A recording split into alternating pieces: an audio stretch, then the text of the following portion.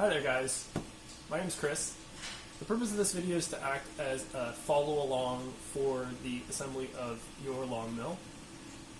I'm putting it together to act as one last final check that the fit and finish of all the components are satisfactory, because the second round of manufacturing has been completed for a while now, and we just received the control boards, and so we'll now be beginning to ship them out.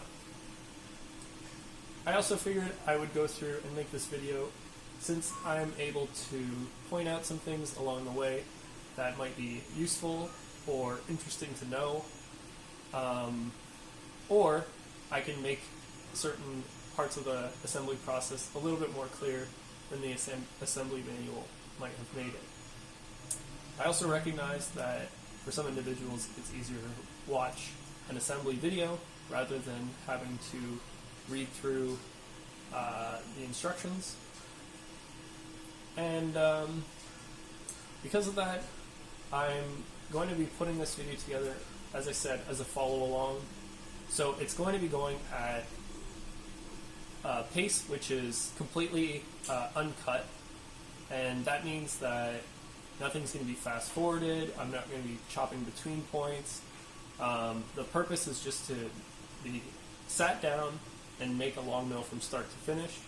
So because of that, the video is going to be quite long, but it also means that you can be almost guaranteed that by the end of the video, you'll have your LongMill completed in terms of the mechanical assembly.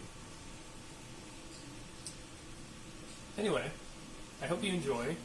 I began the filming of this last night and it completed this morning, and so you're going to see day younger than current day Chris introduce everything to you, do the unboxing, and begin to do the assembly as you'd expect.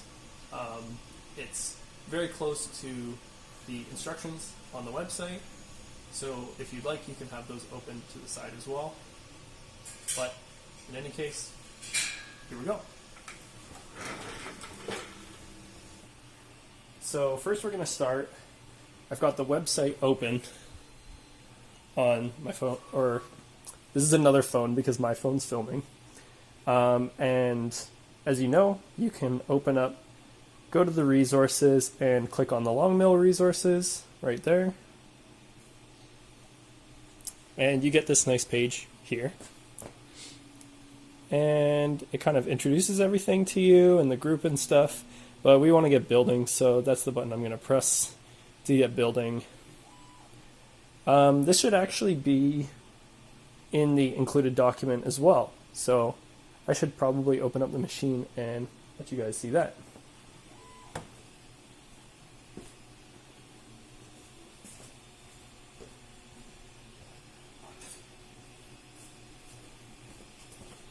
I'm just going to use a paint scraper to open the box. You can use a knife or what have you.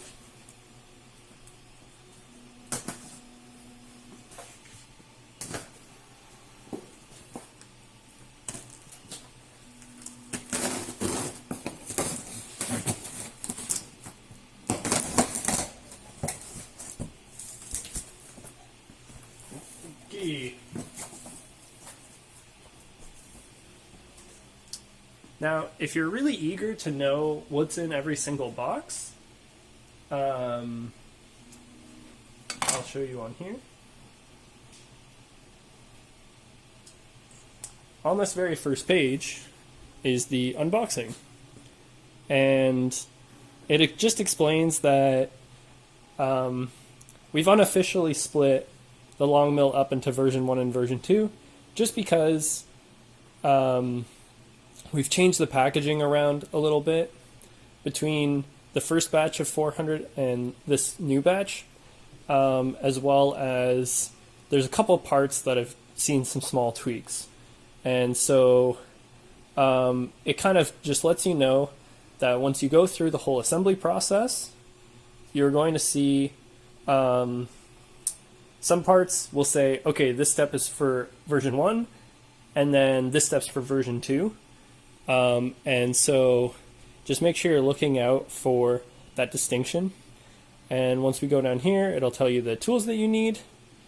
And then if you're interested in looking at the unboxing, we've got the unboxing, and the version 2 is open by default. And it shows you, okay, this is what we've got in all the cartons. And when you open them up, this is all the stuff you're going to see. So obviously you can either read this or you can just listen to me explain it, because I'm going to be opening them all up. I'm only going to keep this open just so I can make sure I'm calling them the correct things. So usually you're going to start with the smallest box over here. I'm pretty sure. But if I'm wrong, I apologize. Oh, okay. This smaller box, sorry, I got mixed up in the directions. This is what's called top carton number 4. The order actually goes, I hope you can see, I'll bend this down. The order goes 1, 2, 3, 4. So I've actually begun on the wrong side. This is box number 4. It normally is supposed to hold the Makita router if you order it. And if you don't order it, it's an empty box, so that it can make sure everything's held tight inside the packaging and avoids things getting smashed around in transit. So anyway, I'll put this off to the side because it doesn't have a router in it. I should really be starting all the way over here. This is box number 1. And this is just a small box that tightly opens up. Oh. My bad. From the other direction. And I think you can, I'm going to move the tools up to the top here so I can have a bit more of a display space here. Don't open it the way I opened it. That was my bad. This box is going to have for you your stickers and some more stickers. Use it for blinging things out. If you don't already know, this is Louie, who is Andy's dog and is our unofficial mascot, looking very cute next to a LongMill. That's my favorite sticker. And as I mentioned earlier, you get a nice piece of paper, and this is just going to tell you, hey, this is where you can find the instructions, which is where I told you to go on the website. And it also just is letting you guys know that we kind of have these safety guidelines that we've written up, which I'd really advise that all of you guys read before, going and putting your machine together. It's supposed to give you an understanding of how you can be operating your machine in a safe manner.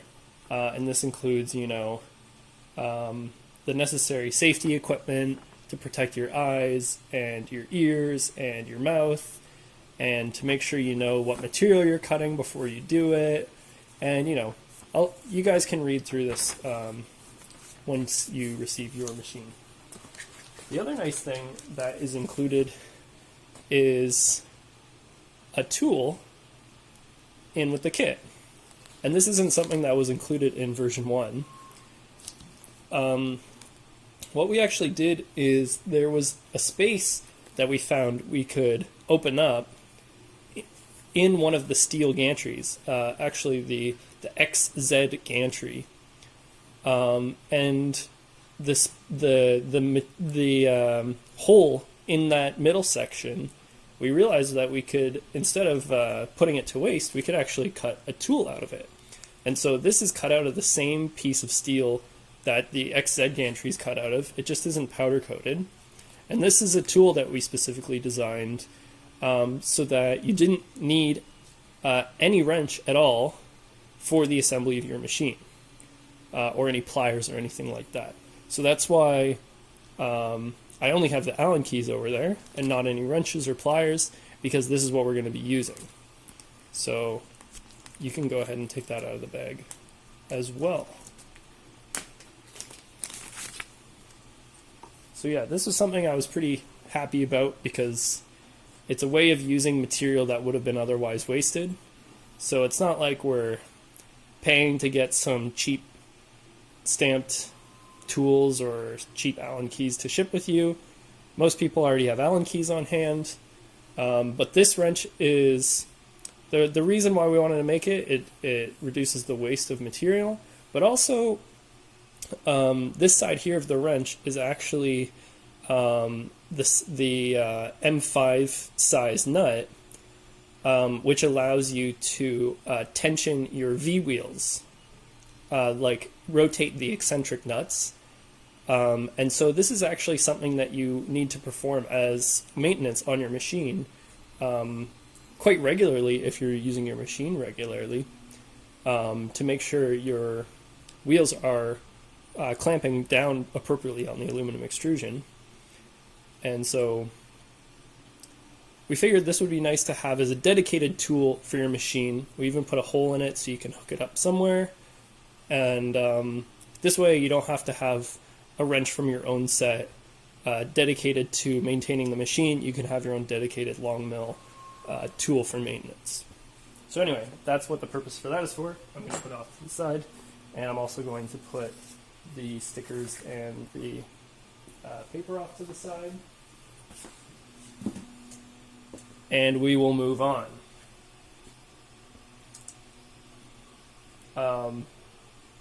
I cannot stress enough that this is quite impromptu, so I apologize if my pacing is a little bit off, but hopefully you guys will be able to get the idea of how this is all laid out.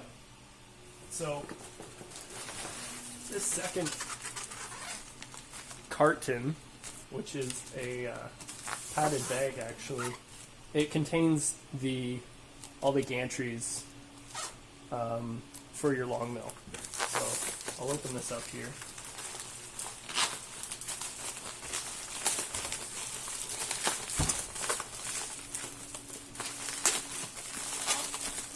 Let me just check that you're able to see what I'm doing. Okay, good. So if I slide these out, okay.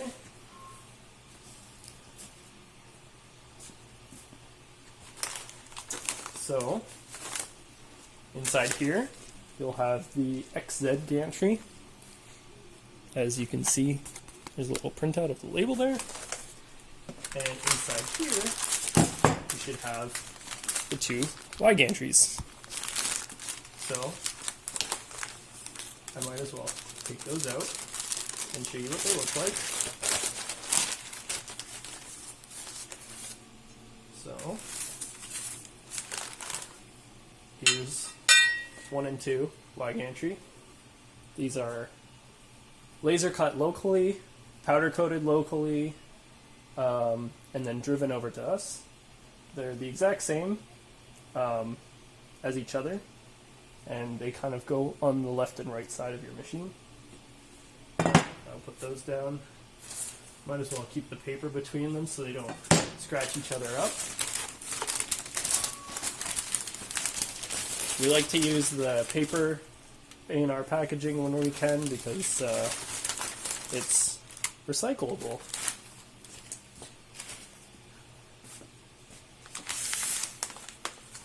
And even these bubble mailers can be recycled in some areas. Anyway, I'll open this up.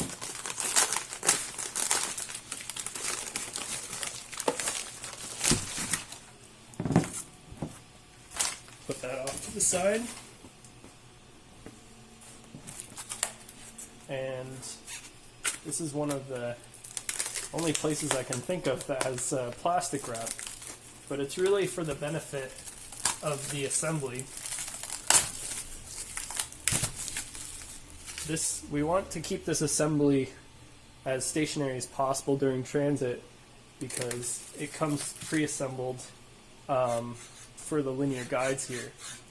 And we assemble this in-house because it's quite tricky to get the guide rails aligned properly to the linear guide blocks, and we use an in-house jig that's made using our 3D printing farm that helps us to align these properly. And so this is a slightly revised design where the rails are tapped and bolted in from behind, and you can tell the orientation is upwards based off the notch here and the notch here. I will say this gantry assembly is a little bit on the tighter side. You should usually expect your gantry assembly to be more loose moving. And that's just because you want to make sure that everything's aligned properly, so that even though these linear guides have recirculating ball bearings, which means that and the steel's hardened, and so it shouldn't wear out very quickly. But it's better, like the more aligned that the rails are to the linear guides, which are then attached to this Z gantry here, the better it is for the machine in the long term, because the small amount of wear that could happen if they were too far misaligned would really make a difference over time, and introduce sloppiness to your machine. So obviously, these rails are precision ground, so this is not sloppy at all. So anyway, that's one of the other reasons why we do the assembly ourselves, and we ship it over to you, and now you don't have to worry about it, and it makes the assembly process that much easier. So I'll put that off to the side as well. Okay, on to box number 3.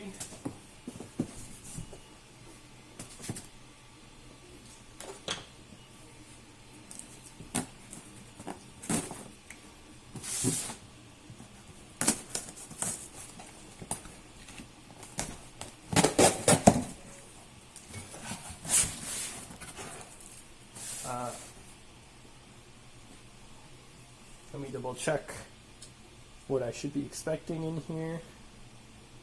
I remember now. So this box, it serves the purpose of holding one of the hardware bags. Actually, sorry, this is the aluminum mount. So this will be whatever you order with your machine, whatever size. So this is the default 65 millimeter router mount, which accommodates the Makita. And in this box is also the control box here. And then basically there's some extra space in here for whatever else you end up ordering. So this includes add-ons like the dust shoe, or the touch probe, or the starter end mill kit, or any other end mills that you might order. So you'd find all of those inside here. All of those additional goodies, you could take them out and put them off to the side, because you don't really need to touch them until near the end of the assembly. Yeah, even the control box, you can put it off to the side for now, because you're not going to touch it until near the end when you're doing all of the wiring. But I will take it out of the foam so that you guys can see what it looks like.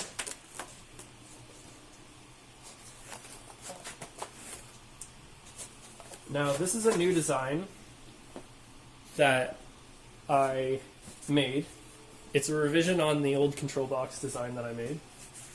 And the improvements to this one were really making the box more sturdy, making it easier to assemble, keeping all of the existing features, like the fact that it's quite dust proof. It's got good bottom airflow, so that the stagnant air can flow in and out to the drivers. Not that it's an issue most of the time. But one of the new features is for you guys to be happy about is that it's now got mounting holes on both sides, so that you can screw it down to any surface you'd like in any orientation you'd like.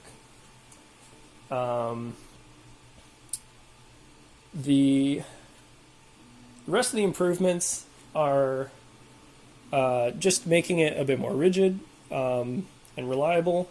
But other than that, for the most part, it's improvements for us, so that the previous box, the design of it was made to more accommodate what we could do in terms of in-house production. But for this new control box, we switched over to working with the same manufacturer that's local to us that does the industrial laser cutting of our 1/4-inch steel, and worked with them to do some laser cutting bent profiles in order to reduce the amount of time we have to go into doing the in-house assembly for these boxes, and also to make them more serviceable for both ourselves and for you guys if you need to get in there. So the nice thing is that these side panels here, all you have to do is remove 1, 2, 3, 4 bolts, and then the side can come off, and then you can access the underside of the board or anything inside. Same for this side, and the process for doing that is much easier than the old design. I won't go into the improvements that we made on the control board, but I suppose there's not too many. We made the boards thicker so that the traces run more reliably.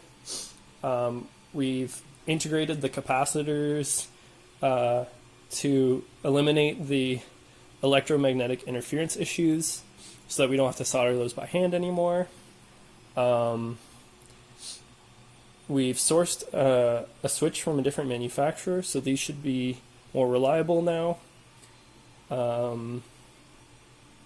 And was there anything else?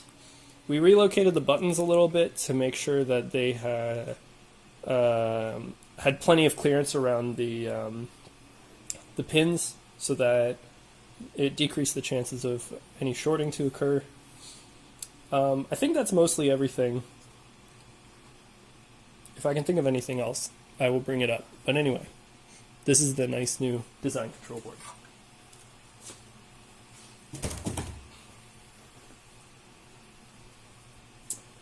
And at this rate, the machine is going to be together in 5 hours, 6 hours, I don't know. We're taking our sweet time here. Anyway, what's the official name of this box? This is just a motor box. Okay. We've got these new motors packaged up. There was a bit of a miscommunication between us and the manufacturer because we didn't want them to use this much foam. But anyway, here we are. The nice thing now is that the motors are well protected. You can find them all in here. We've got these custom made and custom engraved on the back, as well as before we were using just an in-house labeler to label these motors, but now you can look through and find there will be one motor. I'll show this here. Most of the motors just look like this. The one motor says threaded on it. The threaded one is the one we use for the Z-axis. So, and you can see the threads in the corner mounts there versus this motor here, you can see there isn't any threading. In any case, if it helps, you could separate this right away. I'm going to put these on the box down here, so don't worry, they're still there. They're just a bit out of the way. And we got the motor cables here. These I'm going to set aside with the control box because we won't need them till the end. These new motor cables are the good news is that they are longer than the originals, so now they should be able to reach, so you can position the control box anywhere you wish. Okay, we will set that box aside. And which one do I want to start with here? I suppose I will take the I suppose I will go in numerical order.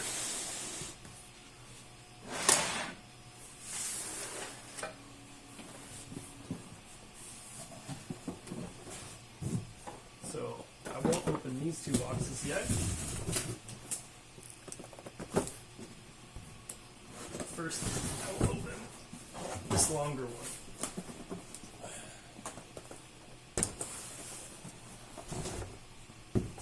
Now I can take the large box off. Oh. That's my water bottle. Okay.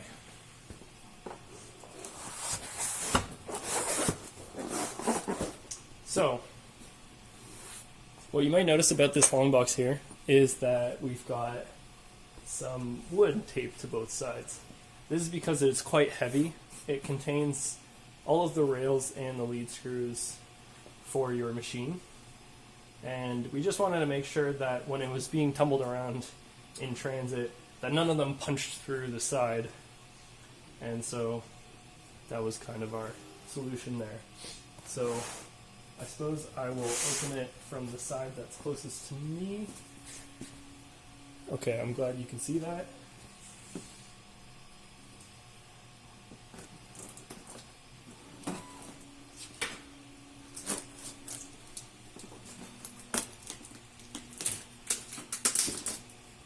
So I'll just take the wood off there.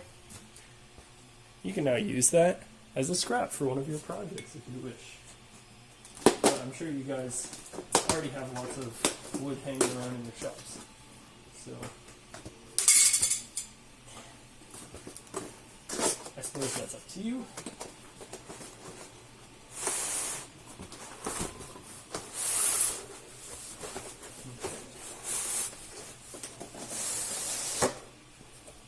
Get that slid off. Okay.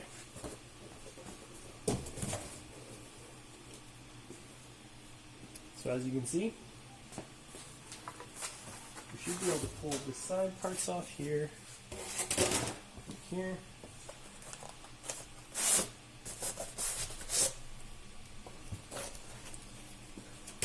As you can see, or as you can also see, I stand corrected.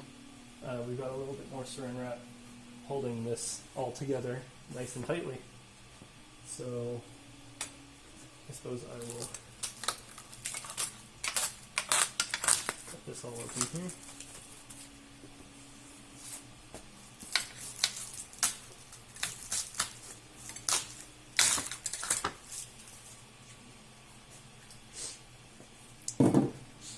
So you can tell right by looking at it that this is a 30 by 30 LongMill, which is our most popular machine. And the reason for that is because, for example, these are the 4 lead screws. You can see there's the short one for the Z-axis, and the other 3 are the same length. So that indicates that you've got a 30-inch cutting area on the X-axis and on the 2 Y-axes.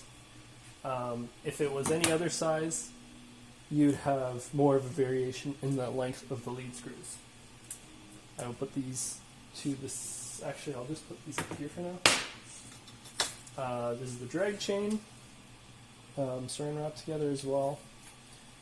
I'll put this off to the side because this only comes into play once we're doing the wiring. And we've got the aluminum rails. So to distinguish them, you've got the 3-inch by 3-inch extruded aluminum, and this will always be your X-axis. And so this is the X-axis rail here. You can tell it's got the tapped holes on both sides and along the center here. And for the 30 by 30, but not for the 12 by 12,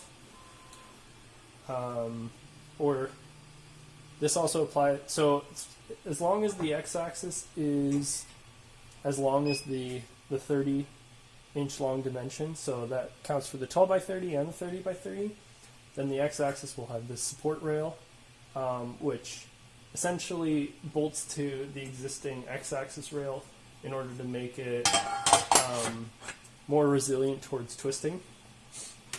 And then these are the two y-axis rails here. And obviously, if you've got the 12 by 30 or the 12 by 12, then these will be about half the length.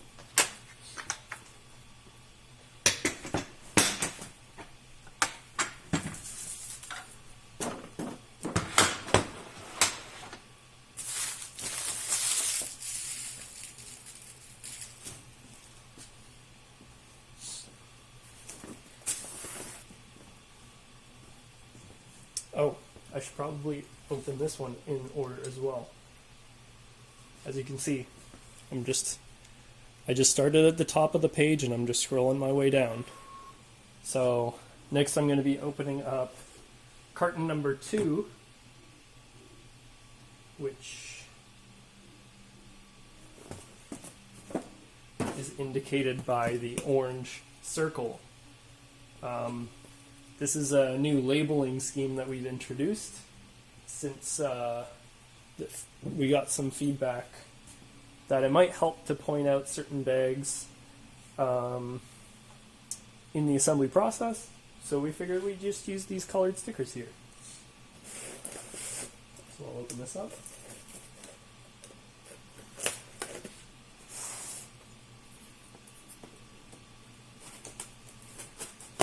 They're also very easy to see from a distance. It helps for us to track our inventory.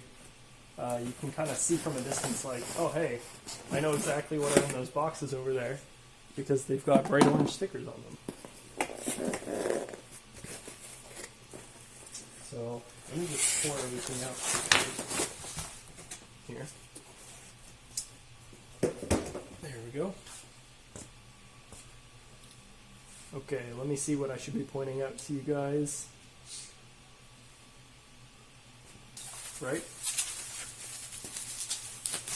So, first inside here, we've got the power supply. And let me check one thing here. You don't normally need a flathead screwdriver, but I'm just going to check something really quick.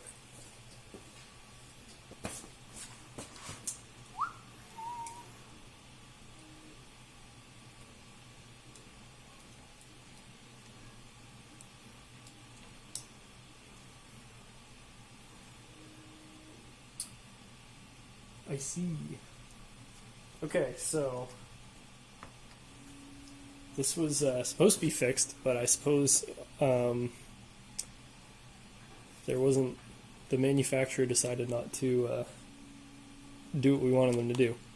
Anyway, you can see here, if I can get the camera to focus, the tips of these are tinned on the power cable.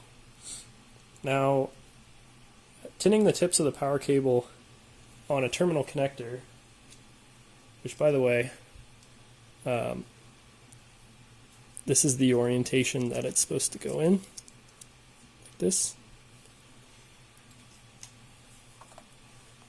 Tinning the tips on the power cable isn't ideal because it kind of turns the strands of copper into a single block of tin material, and it means that you can't get as good conduction of power between the brick and the control board, the electronics board.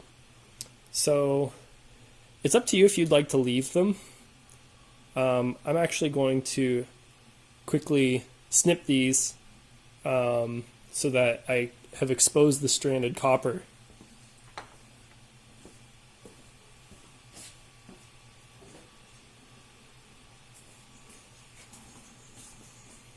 This is very easy to do, as long as I can get it to focus on what I'm doing. All you have to do is just clip off the tin section there and there.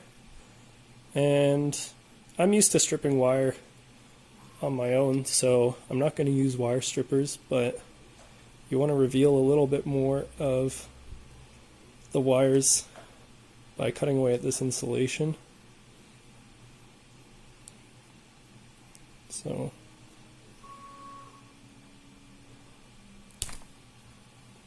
there we go.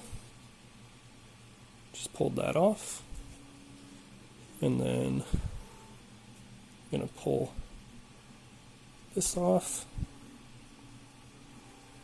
As I said, if you don't have a ton of experience doing this, it's way easier to do with a pair of wire strippers.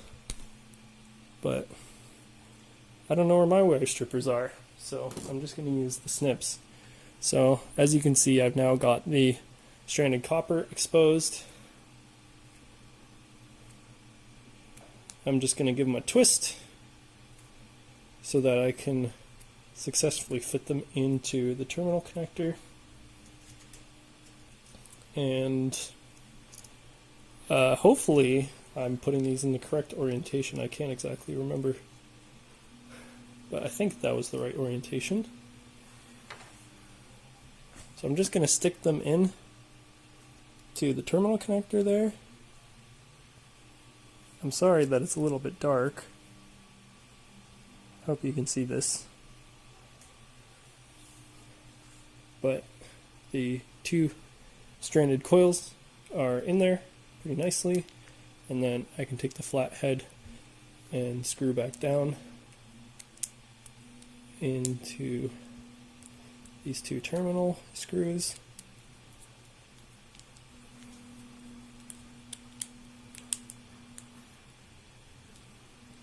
And I'm just gonna make sure to twist it pretty nicely down there to get good contact. And then the way I double check that it's seated properly is you should be able to twist it this way, and kind of shake it around there, and none of the wires should pop out. You know, you should be able to do some decent tugging on it and it should all hold in there. So anyway, that was the quick fix so that I can make sure that there's good power coming through. Anyway, this is your 24 volt 10 amp power supply with the cord that plugs into it. I will put these aside because that's also wiring, so that's going to come later.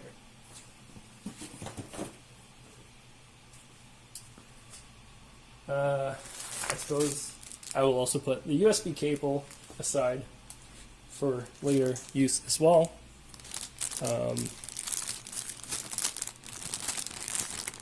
The USB type B here is what plugs into the control box, and the USB type A here is what plugs into your computer.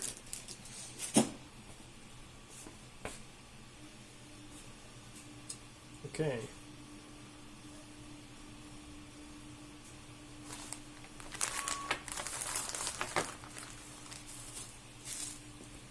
I'm going to next show you this guy here.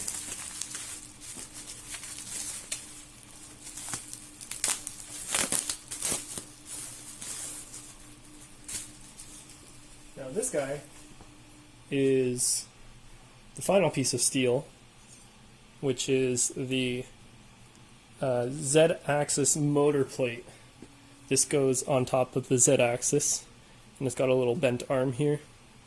Anyone who had the version 1 of the machine will remember that this arm was 3D printed, but now it's part of the steel plate, so it's less likely to, the machine when you're doing the assembly, it would sometimes fall over and hit this arm, and it would snap the 3D printed part, or the 3D printed part would break during transportation, so now it's part of the steel, so it won't break. I will put this aside as well, but we're going to use that as one of the first parts of the assembly. As you can see, we've also got the 3 hardware bags. So I don't believe we go into detail as to what's in all these hardware bags, but I can just say this bag here, you can see we've got the flange bearings in there. Hiding in the middle here are the Delrin blocks, which are the anti-backlash nuts that these are what bolt to your gantry, and the lead screw runs through them, and it allows for the linear movement. We've got the V wheels here, which are what ride on your aluminum rails. We've got the two pulleys and a belt, which is going to go on your Z-axis from the motor to the lead screw. Got your jaw-type couplers, which will be for your Y and X axes. And we've got the Acme nuts here. In here, we've got some assembly hardware that is more assorted. You'll see where that comes in use. We've got our custom-made eccentric nuts for the V wheels, and so that they can clamp down on the aluminum angle. We've got some assorted particle board screws here. It's important that when you're mounting the machine to whatever surface is going to be mounted to, that you use particle board screws because they have flat heads, as opposed to wood screws which have countersunk heads, because the particle board screws, they go through the plastic feet, and the wood screws, since they're countersunk, they have the ability to break the plastic part. So that's why we provide the particle board screws, so that you can mount it to the surface. And there's some spacers in here as well, and some more assorted hardware. I'll put that off to the side for now. This last box here with the green sticker on it is all the 3D printed parts.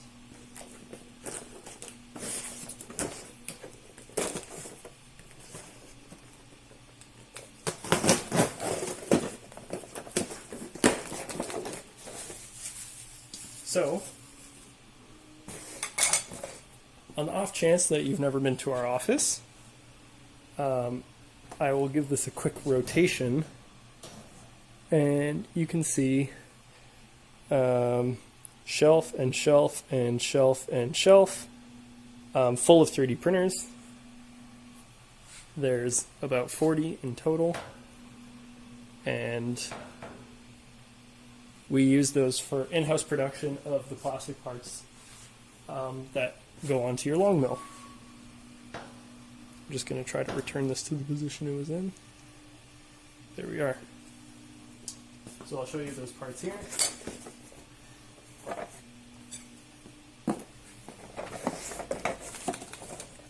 So what you'll have is your left and right front feet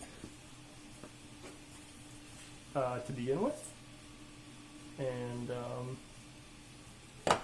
I can show you close up. This is basically the quality of that our 3D printers are able to generate with the parts that they produce, and we make sure that they're also very strong when they're produced, to ensure that the material behaves similar to an injection molded part would. So those are the front feet. These are the back feet, left and right.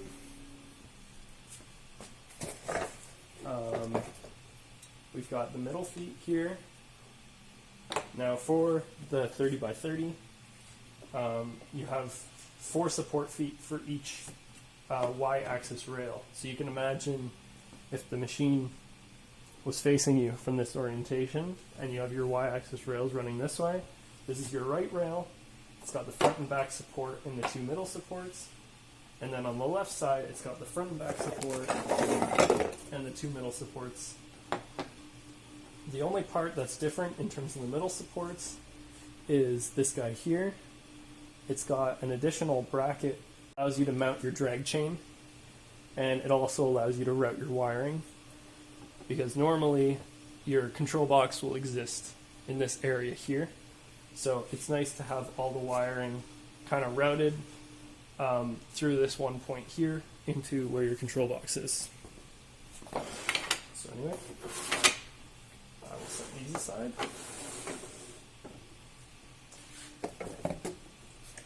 And the last parts we have here.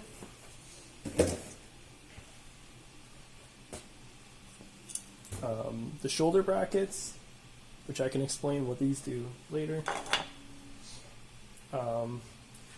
This is like the drag chain bracket, which mounts to the x-axis and mounts the drag chain to it, and I will show where that fits on later. And this is the bracket for creating the z-axis assembly. And this is what we're going to be using